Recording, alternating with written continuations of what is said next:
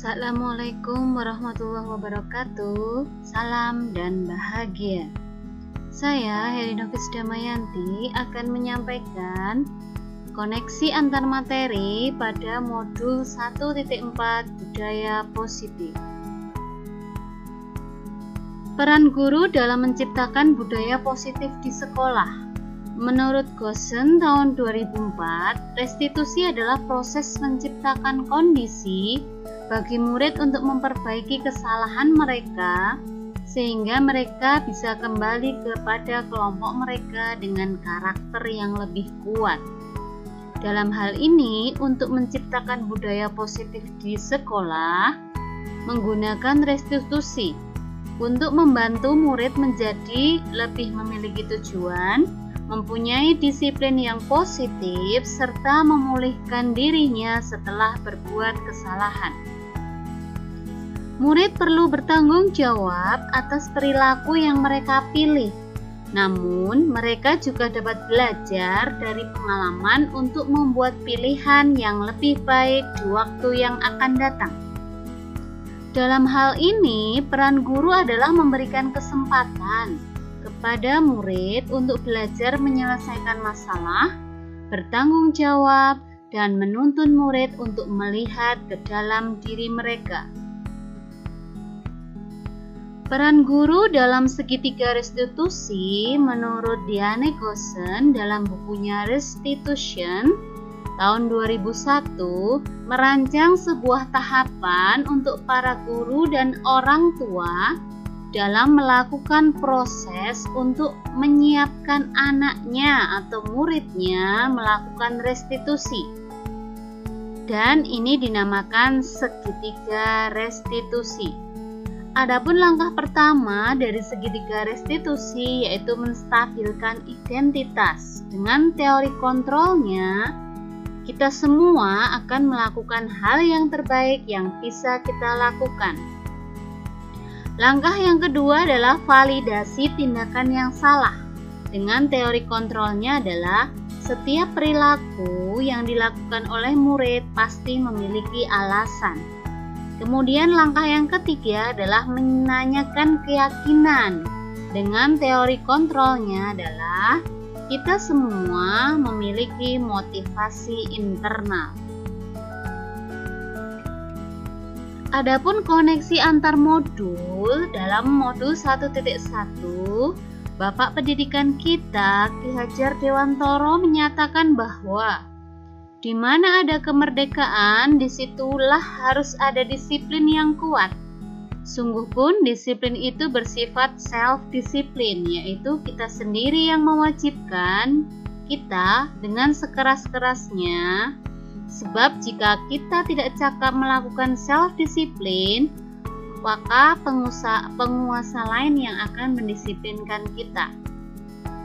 Untuk itulah kita harus dalam suasana yang merdeka. Dalam Ki Hajar Dewantoro tahun 2013 halaman 470. Dalam hal ini peran guru dalam koneksi sesuai dengan Ki Hajar Dewantoro adalah menumbuhkan self-disiplin dengan cara menuntun murid belajar tentang disiplin diri sehingga mereka bisa berperilaku yang mengacu pada nilai-nilai kebijakan universal, kebajikan universal, dan memiliki motivasi dari dalam dirinya atau motivasi intrinsik, bukan ekstrinsik.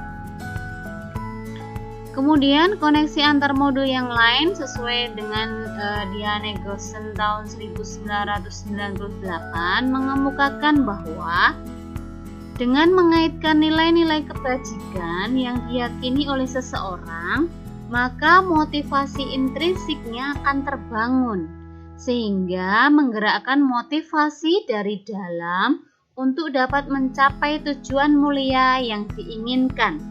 Salah satunya adalah dimensi profil pelajar Pancasila sesuai dengan modul 1.2. Dalam hal ini, peran guru adalah menumbuhkan motivasi intrinsik dan nilai-nilai kebajikan dan selalu kita integrasikan dalam proses pembelajaran yang berpihak pada murid sesuai dengan dimensi profil pelajar Pancasila.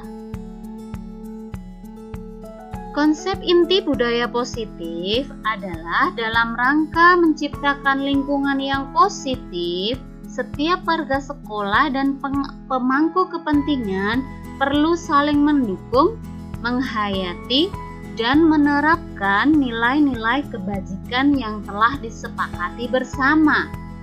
Dalam hal ini kita sebagai guru adalah seorang pemimpin pembelajaran.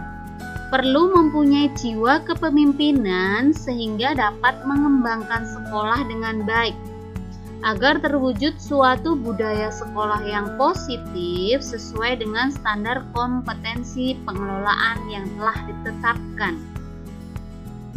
Peran guru di sini dalam penerapan disiplin positif adalah agar terbentuk murid-murid yang berkarakter, berdisiplin, santun, jujur, peduli, bertanggung jawab, dan merupakan pembelajar sepanjang hayat sesuai dengan standar kompetensi lulusan yang diharapkan oleh murid tersebut.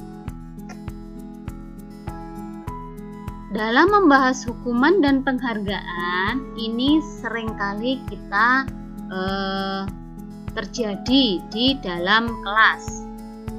Menurut saya, hukuman itu adalah bersifat tidak terencana, bersifat satu arah dari pihak guru yang memberikan, dan hukuman itu biasanya berupa fisik atau psikis.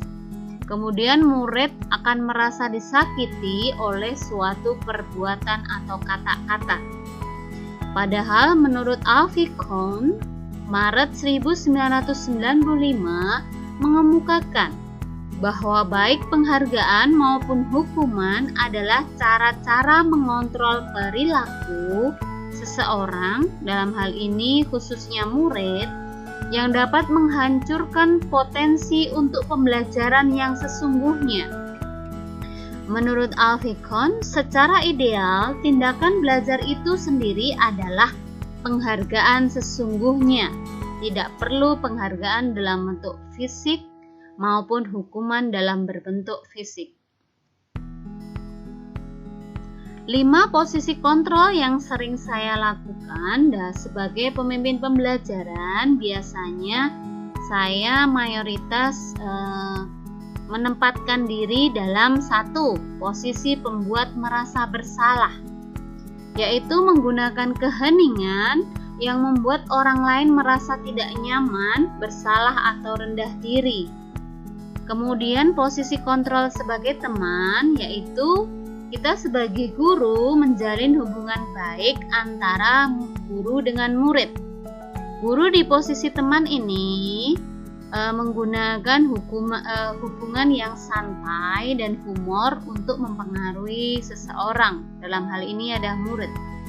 Kemudian posisi kontrol manajer, yaitu guru berbuat sesuatu bersama dengan murid, mempersilahkan murid mempertanggungjawabkan perilakunya, mendukung murid agar dapat menemukan solusi atas permasalahannya sendiri.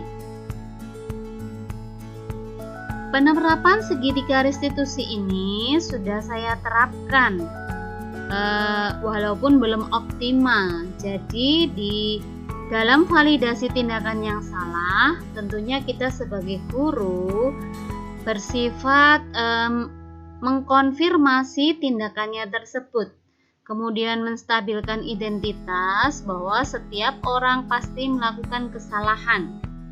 Dan dalam hal menanyakan keyakinan adalah menanyakan kepada keyakinan diri dan keyakinan kelas yang telah disepakati. Kebetulan ada siswa yang melanggar disiplin, yaitu mencontek ketika ulangan sumati. Terima kasih. Begitu koneksi antar materi dalam modul 1.4. Semoga bermanfaat. Salam dan bahagia.